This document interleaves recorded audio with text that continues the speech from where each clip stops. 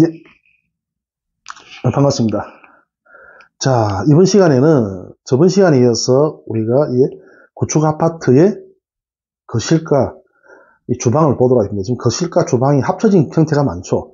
그럼 이런 식으로 어떤 식으로 구성될 것인가, 이 풍수를 한번 보도록 하겠습니다. 자, 오늘 이쪽을 한번 보겠습니다. 이쪽 방향을 보게 되면, 자, 우리가 뒤쪽이 베란다 쪽이다 보니까 남쪽이고, 부엌 쪽은 북쪽이 됩니다. 보통 이런 아파트가 많죠. 베란다는 남쪽이고, 그 다음에 부엌은 정반대에 위치해가지고 북쪽에 위치한 게 많습니다. 자, 북쪽에 위치하다 보니까 중요한 건 이쪽으로 가보겠습니다.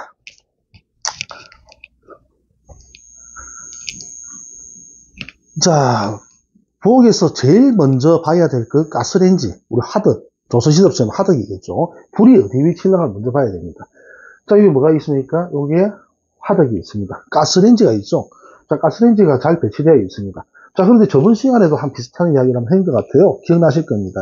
같은 기운끼리 있는 게 좋다. 불은 불의 기운이니까 화의 기운과 관련되는 것. 그 다음에 물은 물의 기운이니까 차가운 기운끼리 묻는 게 좋다고 했습니다. 자, 근데 여기서 보면 불의 기운하고 뭐가 있습니까? 물의 기운이 서로 근처에 붙어 있어요. 요럴 때 중화시킬 수 있는 뭐가 있으면 좋다 했습니까? 화분이죠. 수경식물 같은 경우는 화분이 하나 있으면 좋다고 했습니다. 기억나십니까? 여기에 배치했으면 이 자리의 풍수에서는 상당히 좋았겠죠. 못하더라 꽃병에 화분을 하나 꽃을 심어놔서도 기운이 바뀌어버리겠죠. 지금 여기서 수와 하가 근처에 있다 보니까 충돌되는 현상이 나타나 버립니다. 자, 이쪽으로 보겠습니다. 여기 보이십니까? 정수기가 있죠. 요거는 근처에 있으니까 상관없습니다. 연결되는 현상이라서. 저기 조그만 또 냉장고가 있고, 여기 또, 저 뭐죠? 전자레인지가 있죠. 전자레인지하고 냉장고도 서로 충돌되죠. 이렇게 서로 수가 또 충돌되고 있죠. 냉장고도 수의 기운이고 정수기도 수의 기운인데 여기가 뭐가 됩니까? 전자레인지는 화의 기운이죠. 수가 충돌돼요. 이걸 같이 묶고 이거 당겨놨으면 좋지 않았을까 싶네요. 냉장고와 냉장고는 근처에 여기 보시면 여기 김치 냉장고. 예, 그렇죠. 이쪽에도 또 냉장고가 있죠. 냉장고 많은 것은 나쁘진 않습니다만, 이렇게 서로 충돌되는 부분. 그 다음에 여기는 보온밥통. 이게 뭐죠? 에어플라이기 같아요. 이런 기운이 서로 좀 섞인 형상이 보이지만, 이런 원칙으로는 이렇게 딱, 전자레인지가 아마 이 자리로 왔으면 안 좋았을까 싶은 생각이 듭니다. 이번에 지적할 부분이고. 자, 그 다음에 보면, 가장 큰 거, 다시 이쪽 주방으로 다시 보겠습니다. 여기 한번 보겠습니다. 저번 시간에 말씀드렸습니다.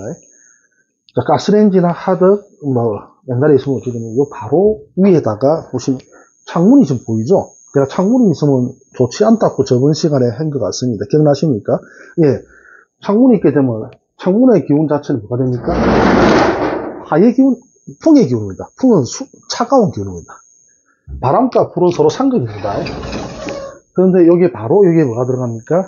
여기에 가스레인지가 있게 되면, 좋지 않다 했죠. 이런 경우에 풍수에서는 가정주부, 그러니까 부엌을 책임지는 자가 몸이 아프게 될 가능성이 크다고 했습니다. 기억나십니까? 예, 그래서 이런 경우는 상당히 좋지 않습니다. 이런 집으로 이사를 한다. 어쩔 수 없이 여기 사는 입장이라면 하나의 우리 풍수에는 비보라고 해요. 비보라는 거. 흔히 말하는 모르겠으면 방책이라 생각하십니다. 어떻게 해결 방법. 이런 경우에 집에서는 어떻게 하면 되겠습니까? 창문과 이게 가스레인지가 서로 충돌되는 입장이 되니까 여기에다가 그림을 갈아붙이는 게 좋습니다. 따뜻한 그림. 제일 좋은 게 뭐겠습니까? 바람을 막는 게 뭡니까? 그림 중에서. 나무죠. 그리고 방풍림이라 들어봤을 겁니다. 방풍림. 바람을 막기 위한 나무를 씁니다. 그렇죠. 나무 그림 같은 거나 초록색 그림 관련된 것을 붙여놓는 게 상당히 좋겠죠. 아니면 산의 그림 같은 거를 여기에 붙여놓는다면 요 창문의 기능을 꺾어버리겠죠. 바람의 기운을 꺾어버립니다. 아니면 이 창문 주위에다가 또 하나의 장식을 하는 방법도 있겠습니다. 자, 그래서 가스레인지가 있기 때문에 원칙은 여기 한기를 위해서 있으면 장점이 되겠지만 여기에 서로 충돌되는 입장이니까 그 기운의 충돌을 의미하는 겁니다. 그래서 이것만 약간 수정하신다면 부엌의 용도에서는 별 무리는 없지 않겠나 싶습니다. 이 부분이 또 제가 지적할 부분이죠. 이 집은 저도 처음 왔는데 처음 온 걸 그대로 저는 현실적으로 바로 보는 입장이니까 오해하지 마시기 바랍니다. 자, 그 다음에 또 보게 되면 이쪽을 한번 보시겠습니다. 뭐 식기나 이런 게 다 형성 잘 돼 있어요. 잘 되어 있고 이런 부분도 별 무리 없게 뭐 정돈된 거는 풍수적으로 깔끔하게 어느 정도는 잘 되어 있습니다. 자, 보면 저기 음식물이 저 밖에 나와 있죠. 라면 같은 게. 저런 거는 음식물 같은 경우는 보이는 것보다는 어떻게 하면 되겠습니까? 여기 서랍장이 상당히 많죠. 밑에 보시면 서랍장에다가 넣는 게 좋습니다. 자, 음식물이 밖에 많이 나와 있다. 라면이나 과자나 여기 코코볼, 어린이들 먹기 좋은 거 있겠지만 이런 거는 되도록이면 안에다 넣는 게 좋다. 서랍장에 넣음으로써 자, 비만을 예방할 수 있어요. 저 밖에 보인다는 것은 뭘 의미한다? 좋지는 않다. 그 다음에 우리가 식탁 테이블 다시 보겠습니다. 식탁 테이블 같은 경우도 어떤 집안에 가면 식탁 테이블에다가 약봉지나 약을 많이 놓는 경우도 있어요. 자, 그럴 경우는 아픈 환자, 병이 많이 발생하게 됩니다. 그래서 그런 약봉지 같은 약 같은 거는 여기에 배치하게 되면 아픈 환자가 나타날 수 있으니까 그걸 배치하는 것은 좋지 않다. 기억하시기 바랍니다. 자, 식탁 테이블이나 우리가 눈에 띄는 거, TV 다이도 마찬가지죠. TV 그 테이블 위에도 근처에 보면 약봉지를 놓는 분들이 상당히 많아요. 자, 그런 거는 되도록 감춰둬라. 약 같은 거는 감춰둬라. 두 번째, 식탁이나 이런 자리에 흉기에 해당되는 거, 예를 들어 칼, 망치, 못이나 이런 거, 뾰족한 부분에 해당되는 것도 안에다 서랍장에 감춰두는 것도 풍수상에서 길하다고 봅니다. 반대로 할 경우는 좋지 않습니다. 집에 흉기 되겠죠. 또 하나, 식탁 테이블 같은 거 다시 보겠습니다. 식탁 테이블이 나무 테이블을 쓸 경우는 양기가 풍성하기 때문에 사람의 기운을 돕고 가족 간에 화목해집니다. 자, 차가운 기운에 철로 만든 테이블이나 아니면 유리가 많이 깔아져 있다. 그러면 어떻게 됩니까? 가족 간의 화목이 떨어져요. 음기가 강하기 때문에. 그럴 경우는 어떤다? 위에다가 식탁 볼을 까는 게 좋겠죠. 식탁 천이겠죠. 이 천을 깔게 되면 기분이 좋아지고 가족 간의 화목해집니다. 또 식당용 주위에다 뭘 배치하면 좋다? 그림. 무슨 그림? 식복을 올려요. 우리가 식탁이라는 건 주방을 뭘 의미합니까? 식복을 의미해요. 건강을 의미한다 했죠. 그래서 요걸 뭘 배치하면 좋다? 요 주위에다가, 식탁 주위에다가 뭘 배치, 복주에 근처에다가 뭘 배치하면 좋다? 과일 그림 같은 게 굉장히 좋습니다. 우리 보통 과일 그림 같은 거 보셨죠? 뭐 사과나 바나나나 이런 그림 있는 거, 요런 그림을 하나 배치하시는 게 상당히 가족 간에 화목해지고 건강운을 좋게 만듭니다. 아시겠습니까? 자, 또 오늘 이 시간에는 자, 거실에 대해서, 거실과 또 뭐다? 네, 주방에 대해서 봤습니다. 거실 부분은 좀 약간 더 이야기해 볼게요.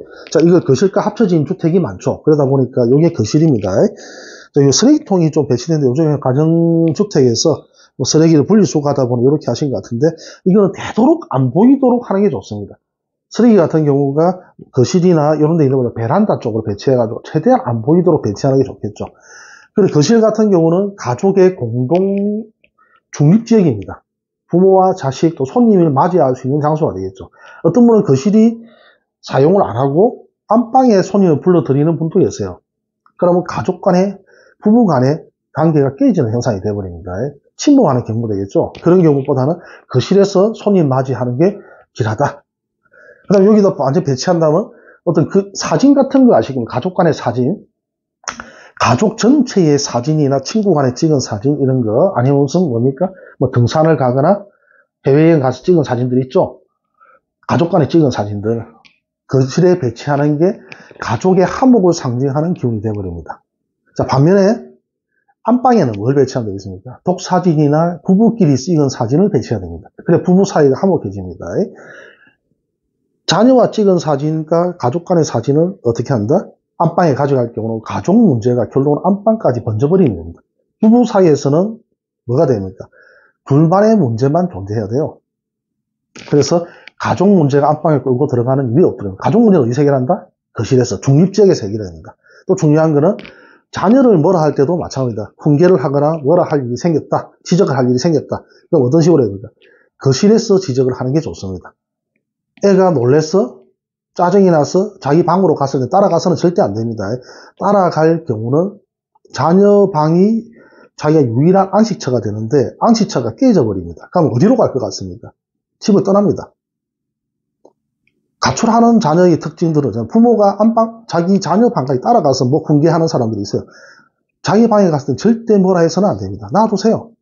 뭐라 할 때는 거실로 불러서 뭐라 하시기 바랍니다. 거실에서 모든 일을 해결한다면 거실이 설마 싫어지더라도 자기 방을 떠나는 일은 없을 것입니다. 실제 중국에서 어떤 손님을 상담했는데 방 문제가 생겨가지고 자녀하고 분쟁이 심해서요. 어머니를 모시다 보니 방이 작아가지고 그래서 어떤 일이 생겼냐. 자녀를 훈계하다가 자기 방까지 따라가서 훈계하다 보면 결국에는 그 애가 집을 나가버렸어요. 가출을 이제 밥 먹듯이 하고 있습니다. 그런 일이 생기니까 우리가 강아지 똑같아요. 개를 뭐라고 훈계할 때 자기 누워 자는 방이나 자기 집에 들어갈 때는 절대 뭐라 해서는 안 돼요. 유일한 안식처인데 그것까지 깨버린다면 개도 집을 나가버립니다. 그래서 심리적으로 똑같은 상황이 발생합니다. 그래서 그 방에 들어갈 때는 절대 뭐라 해서는 안 된다. 방까지 따라가서 뭐라 하는 경우는 없도록 하시기 바랍니다. 항상 어디서 한다? 거실에서 모든 일을 끝내시기 바랍니다. 훈계는 거실에서.